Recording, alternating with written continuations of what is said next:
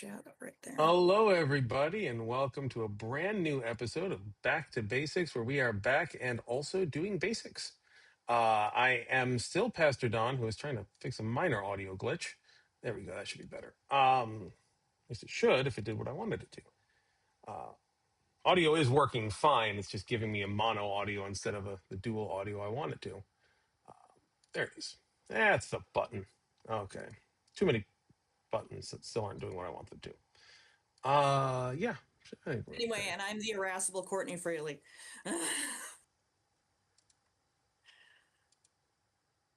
Oh, Lord. You still having technical difficulties over there? Yeah, now somehow I seem to have lost the video signal. There we go. All right. This broadcast software doesn't always work the way I want it to, but I think y'all are at least hearing me, so we're probably fine. Just trying to figure out why it's not doing the thing I want it to. But what the hell? Doesn't matter. As long as you're hearing me, that's what matters. And they're hearing you too, I think. Probably better. So I think we are reasonably good to go. So how's life? Are we alive? Not dead? We're here. We're here. Yeah, it's been a heck of a few years. Yeah. I am with you on that. It is. We are living in the worst timeline. It is. It's been a day for those of you who are catching this live. Will at least get this. And those of you on the replay, this will date us perfectly. Where we've lost 2 of the 80-year-olds that we didn't want to lose, and none of the 80-year-olds we wanted to lose.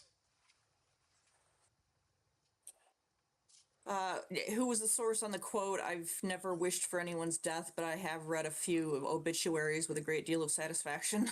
I believe that one's Twain. I'll take it. Yeah. And old Samuel Clemens. I'm going to try to pull that accent off for a whole episode and get us 0 listeners. That'd be great. So, well, what are we looking at today? We're still in the Moses zone, right? Yeah, we are. We have shaken the water off of our boots. We're not quite into shaking the dust off our boots yet, but we're still shaking water off them at least. We have emerged from the Nile or whatever river, or the Red Sea. And the very next thing we do is what biblical people do. We sing a song about it. So, yeah, Exodus chapter 15. Right. I'm having my own. I'm just eager to find out. No, go ahead. Shadow. I'm getting a weird shadow for some reason. Apologies. Should be enough to brighten it up. This massive distracting shadow taking up this whole, that fixed it a lot. So there we go. It's still there, but whatever. Yeah. So no, we're on to Exodus 15 today, the Song of Moses. And I'm eager to find out if Courtney's just going to read this or she's going to sing it. What?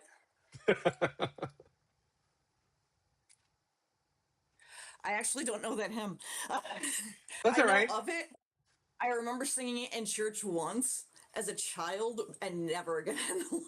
Fun fact, I bet you're thinking of something else because the songs in the Bible, we don't have the music for them. We are still thousands of years before the invention of sheet music. So you could sing it however the hell you want, Yeah, no, I get it. It's like chanting Hare Krishna. What you're saying is, and the repetition is what matters, not the... Yeah. But you can add on... You can add on whatever tune you want. I will sing to the Lord for his triumph gloriously. Horse and rider is thrown into the sea. Do the big butts or what have you, Get some Sir Mix-a-Lot up in there. Oh my God, I'm gonna save all of us from you right now and just go ahead and read the Song of Moses. See, I don't have to ask now. I just point us the right direction and then just rap until we do it. Please never do that again. Then Moses and the Israelites sang this song to the Lord. I will sing to the Lord, for he has triumphed gloriously. The horse and rider he has thrown into the sea. The Lord is my strength and my might, and he has become my salvation. This is my God, and I will praise him. My father's God, and I will exalt him. The Lord is a warrior. The Lord is his name. Pharaoh's chariots and his army he cast into the sea. His elite officers were sunk in the Red Sea. The floods covered them. They went down into the depths like a stone. Your right hand, O Lord, glorious in power. Your right hand, O Lord, shattered the enemy. In the greatness of your majesty, you you overthrew your adversaries. I'm trying to read this seriously, and you sent out your fury. It consumed them like stubble. Stubble? Okay. At the blast of your nostrils, the waters piled up. The floods stood up in a heap. The deeps congealed in the heart of the sea. The enemy said, I will pursue, I will overtake, I will divide the spoil, my desire shall have its fill of them, I will draw my sword, my hand shall destroy them. You blew with your wind, the sea covered them, they sank like lead in the mighty waters. Who is like you, O Lord, among the gods? Who is like you, majestic in holiness, awesome in splendor, doing wonders? You stretched out your right hand, the earth swallowed them. In your steadfast love, you led the people whom you redeemed. You guided them by your strength to your holy abode. The peoples heard, they trembled. Pangs seized the inhabitants of Philistia. Then the chiefs of Edom were dismayed. Trembling seized the leaders of Moab. All the inhabitants of Canaan melted away. Terror and dread fell upon them. By the might of your arm, they became still as a stone, until your people, O Lord, passed by. Until the people whom you acquired passed by. You brought them in and planted them on the mountain of your own possession, the place, O Lord, that you made your abode, the sanctuary, O Lord, that your hands have established. The Lord will reign forever and ever. When the horses of Pharaoh and his chariots and his chariot drivers went into the sea, the Lord brought back the waters of the sea upon them. But the Israelites walked through the sea on dry ground. The Song of Miriam. Then the prophet Miriam, Aaron's sister, took a tambourine in her hand, and all the women went out after her with tambourines and with dancing. And Miriam sang to them, Sing to the Lord, for he has triumphed gloriously. Horse and rider he has thrown into the sea. Bitter water made sweet. Then Moses ordered Israel to set out from the Red Sea, and they went into the wilderness of Shur. They went 3 days in the wilderness and found no water. When they came to Marah, they could not drink the water of Marah because it was bitter. That is why it was called Marah. And the people complained against Moses, saying, What shall we drink? He cried out to the Lord, and the Lord showed him a piece of wood. He threw it into the water, and the water became sweet. There the Lord made for them a statute and an ordinance, and there he put them to the test. He said, If you will listen carefully to the voice of the Lord your God, and do what is right in his sight, and give heed to his commandments, and keep all his statutes, I will not bring upon you any of the diseases that I brought upon the Egyptians, for I am the Lord who heals you. Then they came to Elim, where there were 12 springs of water and 70 palm trees, and they camped there by the water. All right. Okay, So, I'm going to readjust this. Straining my eyes, then. the bit that's going on here, I think, wrong button. I think one of the first questions I want to ask before we even get into the serious stuff is a very simple one. Can you find the Star Trek joke that Pastor Don is almost immediately going to make? It's a Bajoran thing. Close. Close.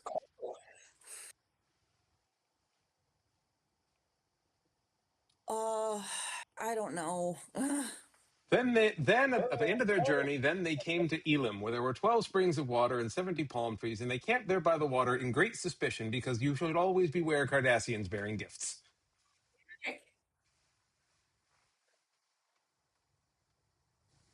Melissa shouts Garrick. Yes, of course, Garrick. Come on. You can't have a town named Elim and not expect me to make a Garrick joke.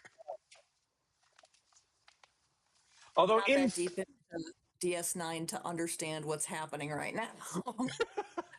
in fairness to the Hebrew, in fairness to both the Hebrew and my beloved co-host, the proper pronunciation is Elim, which is what you landed on. But still, it's spelled the same way, and so it's Elim. So I'm going to say it's Garrick because that makes me happy. So rather than showing up at a specific place, they were wandering through the desert and sang a whole bunch of songs, and then a Cardassian showed up because.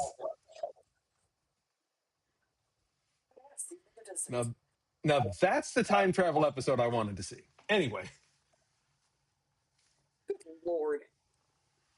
You guys could easily have a Star Trek and Christianity podcast. Like it would be pretty good, I think.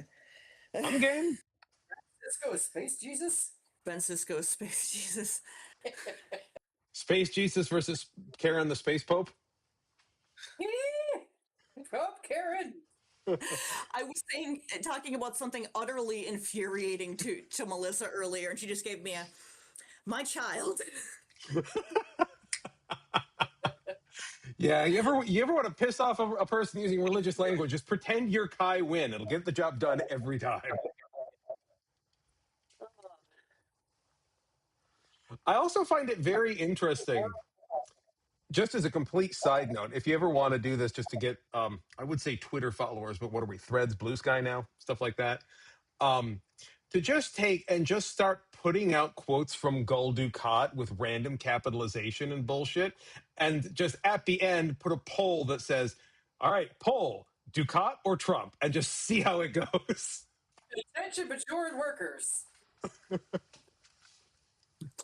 God.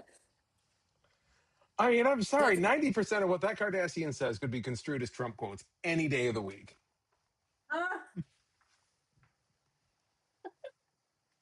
Why aren't there any more statues of me? I helped people. Not a single statue. I know enough about DS9 to loathe Gul Dukat. Lousy spoonhead. Yeah, he goes from being a Hitler to being a Trump to being a mega church pastor to being the actual devil before being beaten. It's a hell of a character arc. Being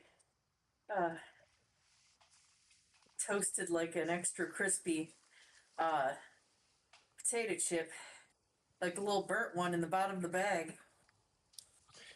Yeah, that's a thing. And then we still remain with. You guys need to have a show for the sake of both of your mental health, but moving on.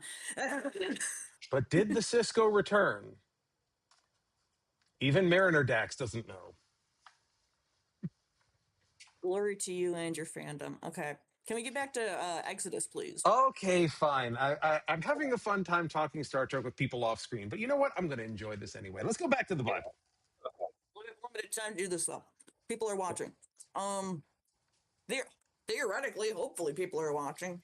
I got at least 3 and 1 Smid comments in the chats. Also, there's my child. Awesome. Hey, everybody. Sweet.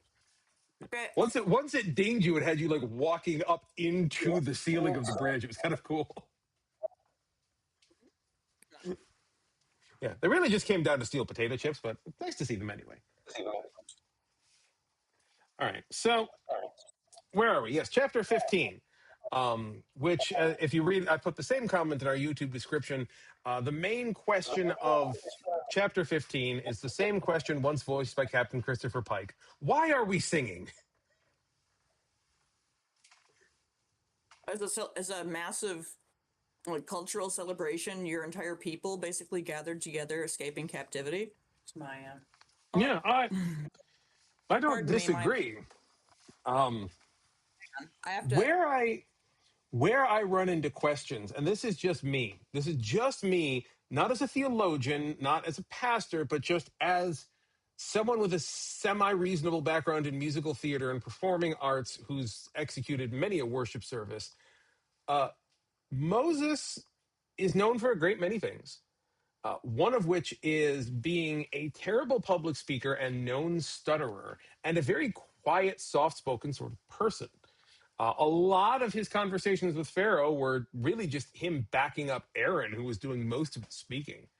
And then we get here, they've crossed the Red Sea, and we are expected to believe this man got up and sang 1, 2, 3, 4 and a half, maybe 5 pages worth of just singing. Like, I don't buy that he became Pavarotti overnight. Like, just the logistics of it annoy me slightly because, like, if it said Moses got up and asked Aaron to sing, that I would buy. But Moses, the known stutterer and guy who barely ever speaks throughout everything that comes up to here and mostly has Aaron do the work for him, gets up and sings for the whole community. Like, that seems out of character. Yes? Yeah. Maybe he just like was secretly hiding like a dope set of pipes and You like know what I think? given what? I think that this is the last. This is the last miracle. We've got all the plagues. We've got the parting of the Red Sea, and then at the very end, he gives a guy with anxiety the ability to bust out a tune. Hey, I got to step away for a moment. Don't step over here, Maya. Yeah. So that's what I think that's all about. So we got that. We have a disappearing co-host. So I wonder about this. Not just the whole Moses singing thing. Courtney had the right of it, the chat. Courtney did have the right of it, of this being a communal moment of victory and celebration. And this is something I'll admit that in our own community we lack because of the digital medium we function in, is being able to engage in this kind of communal singing. This is something that's been a lot lost in the modern era of church and worship and things like that. The idea of singing as a communal expression. It's one of the reasons I'm so angry with the contemporary approach to Christian worship. It's the reason I've been arguing against guitars in church since the beginning, and you all think I'm a 90-year-old man in a younger person's body.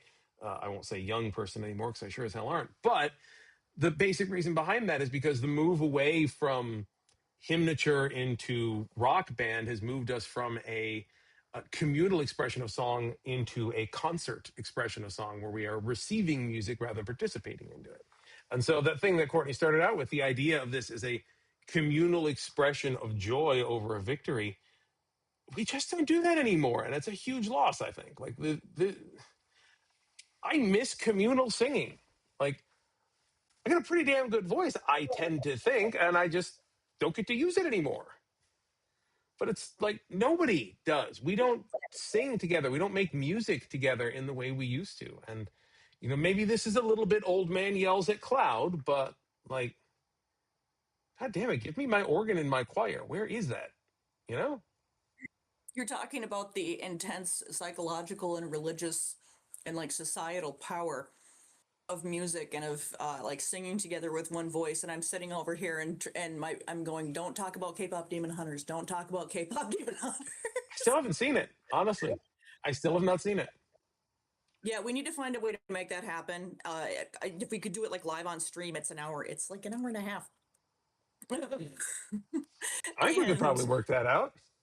It's it is rife with stuff for like analysis, essentially. I think you're going to find it fascinating and probably immediately get why I like it. Back to Basics, episode 87. Screw the Bible, let's watch K-pop demon hunters. No, my kid's heading back to school soon, and when she does, I want to try and set aside some time to learn how to YouTube. It seems really intimidating to me as an older than you by a little bit. Still don't buy it. Anyway, but I've been doing it for years. It's still intimidating to me, and I'm not exactly great on it. That's why I'm asking people in the community to help. Yeah. But yeah, so we have singing. There is singing and song and dance and joyous and the making of Mary, and depending on what people got off to the side, probably the making of several Marys, and probably a Miriam or a Joseph too. Okay. Any particular questions that we want to dive into with this, other than yay singing? Is this the same Miriam as from somewhere else? Like, is this the only appearance of this Miriam, or do we see her again? Because I noticed the name being familiar. It might just be that, like, I've known a handful of girls named Miriam. But... Miriam, the prophetess, Aaron's sister. Yep, that makes sense. Yeah. That's pretty good. Yeah. This line out of Altar, by the way. Miriam is designated as Aaron's sister in accordance with a practice of identifying a woman in relation to her oldest brother, presumably unmarried. Otherwise, she would have been, somebody's husband, which has definite, this dude's wife wins gold medal in the Olympics vibes. Yeah. Although, at least in this case, like, Aaron was also, like, super important. So at that point, this one at least feels like this is how this person is related to another important person you've already met. You know, like, in this case, it makes that kind of sense, you know? Yeah, you But may be familiar with this guy. Now for the upgraded version. Was 25% less dong-related stupidity. Anyway. I'd like to throw, well, I guess they'd notice somebody who's out of place, but I would love to throw in this scene in the Bible as a dope place to ask the doctor to swing by sometime. I was going to go a slightly different direction. I agree with you, like 100%. Don't get me wrong about that. I was going to say I want to see the reverse shot showing Crowley and Aziraphale in the background talking about what the hell this is all about.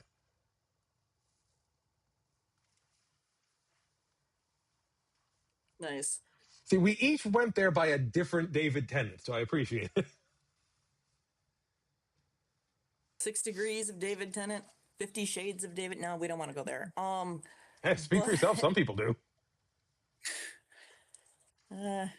Don't know that I can speak for myself. Anyway, this massive, massive crush for like basically since the first time I saw him and something. I'm like, holy shit.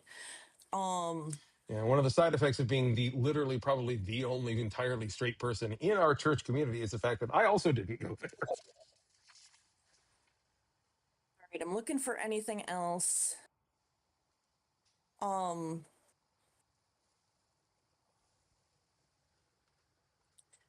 Sorry for the giggling at nostrils. It's just an inherently silly word in English. It seems like. What verse is that? Verse 8. At the blast of your nostrils, the waters piled up. The flood stood up Yeah, in a that's an heap. altar too. Although That's a heck of a line.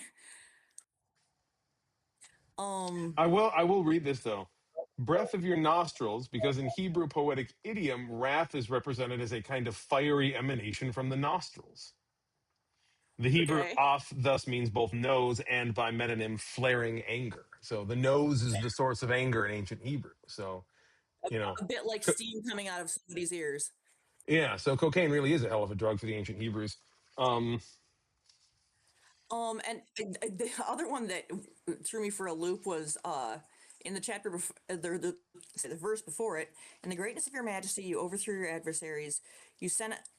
That's actually a decent couplet. You sent out your fury. It consumed them like stubble. Does stubble have a meaning other than like shaving leftovers that I'm not aware of? So you're looking at verse 7 here, right? Yeah, at the end of verse 7. In your greatness of your majesty, Specifically, you overthrew your adversaries. You sent out your fury. It consumed them like stubble. That's the NRSVUE. I'm going to read the same one in Alter as well. please. In your great surging, you wreck those against you. You send forth your wrath. It consumes them like straw. So where we wind up here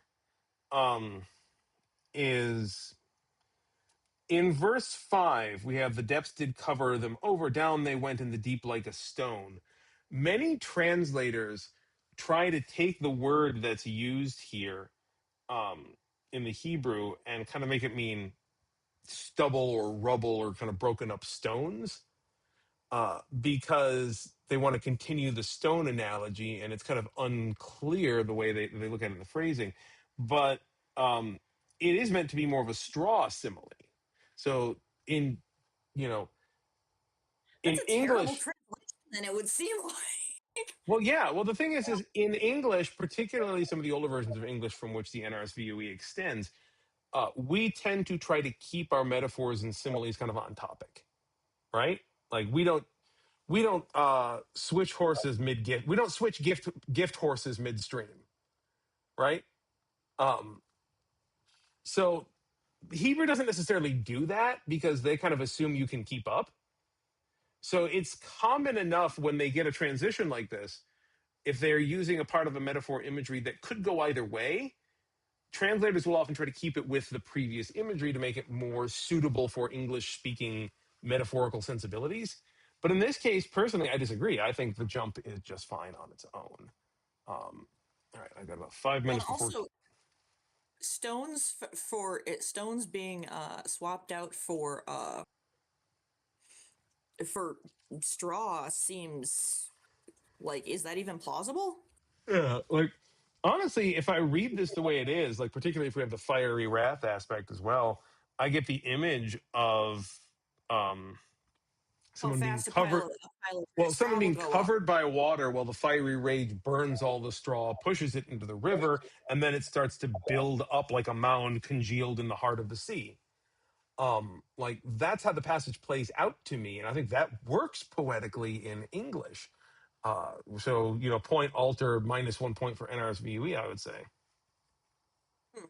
Hmm. But again, I understand their reasoning. I just don't agree with it. No, Yeah, fair enough. fair warning to our fellow visitors. I just got the alert that at least one of my children has now left the school, so I'm going to be interrupted by small ones here fairly soon. I will say in verse 14, one of the few times we see the proper noun for Philistia. Like we hear about the Philistines all the time. Like even modernly, we refer to an idiot as a Philistine sometimes, or an uncultured swine, if you want to go the Fraser Crane way of going about it. But this is one of the few times where we actually get the country's proper noun referenced in the biblical text, Philistia. So there's nothing I'm criticizing. It's just really cool that actually happens. We get that so rarely. I will say, point to the patriarchy and the fact that Moses' song gets 5 pages and Miriam gets 2 damn lines. Yeah, come on, let the girl sing. I mean, it was it. So okay, she was singing too Mm-hmm. because it said tambourines and dance. Oh yeah, okay. Yeah, I just assumed it was heavier on the dancing and the instrumental. maybe. Good. Or maybe they heard the phrase "sing to the Lord, for He has surged, oh surged," and kind of cut her off at that point because they thought she was going in a weird direction. I don't know what happened, but having heard that, I'm just like, man, unless she's the Yoko Ono of the damn desert, let the woman sing. People don't blame it on Yoki. Yeah.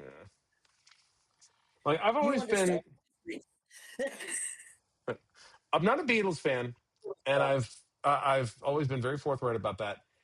I've never been a fan of the way that Yoko Ono was kind of shat on by popular culture. But then I heard her sing, and I was kind of like, okay, well, like pop culture may have had at least kind of a point there, because wow. Um, but yeah, I mean, no, that's hearing an experimental track though. That So This Is Christmas that you'll hear on radio stations at Christmas time sometimes, or you would hear in back theory, in the States. Huh? in theory, Well, people don't realize it, but that the lead singer in that is Yoko Ono. wow. Hmm. So yeah, no, she did some weird experimental stuff. It wasn't the only singing she did.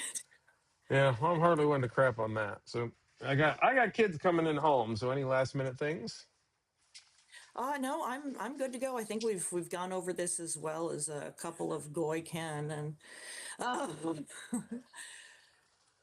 Suddenly Donald hello, Noah. human being.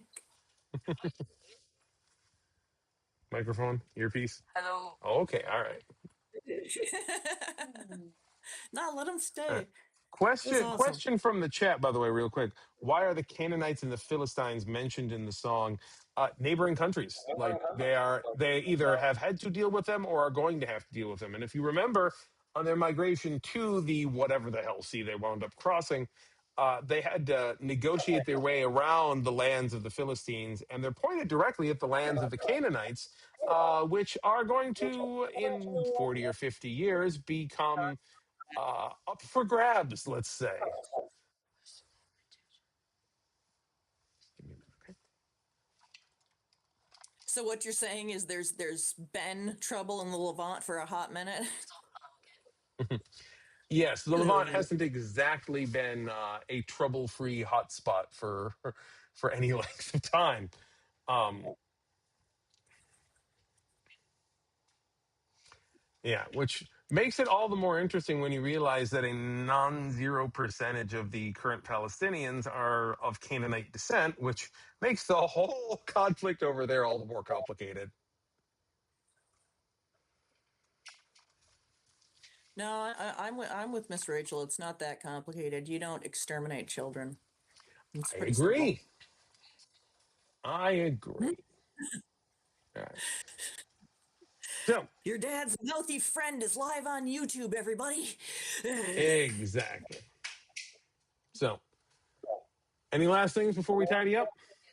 No, I think we've done pretty well here. I think that they can be reminded that you are still Pastor Don. I am still Courtney Fraley, and the best thing they can do to help us is to like, share, and subscribe. Yeah, we theoretically somebody takes care of our YouTube, and I'm looking to eventually pick it up. So if you leave some kind of crazy freaking comment towards me, maybe you'll catch me on a day that I crash out at you. You never Oh, know. yeah. Take the link for this thing, put it on your Facebooks and your socials, throw it at your grumpy aunt who's conservative and hates the gays, and watch how they froth at the mouth. It's really a great conversation starter if you want to ruin Thanksgiving dinner. So I highly recommend it. This is supposed to be a Bible study. Oh, yeah. I've got the credentials to really piss him off. Sorry, what was that? You cut off there. Was that girl drinking? Let me clutch my ball chain. Yeah. This is the fun part where you realize that if we were doing these live streams at the same time where I normally record my components for worship, it wouldn't just be communion I'm doing with a snifter or rum. There we go. Also, good incentive to turn in for communion because communion's wild in our church. And if you turn up online, if you're like, yeah, well, can I do a shot of Jack for communion? You absolutely can, because you can do it from home. I think I've used Doritos as communion wafers before. And I've said this many times. The only reason I don't do a shot of Jack for communion is the fact that I'm not really a whiskey guy. I tend to prefer rum, which is why you see that. There you go. I got communion ready out of the blender. Oh, God, I should do that this week, shouldn't I? I'm going to make a margarita communion or something. You're going to make me do that, aren't you? Get a traditional choir to sing 2 pina coladas. There we go. All right, folk. Have a great week. We will catch you on the next one, everybody. Bye, everybody. Bye.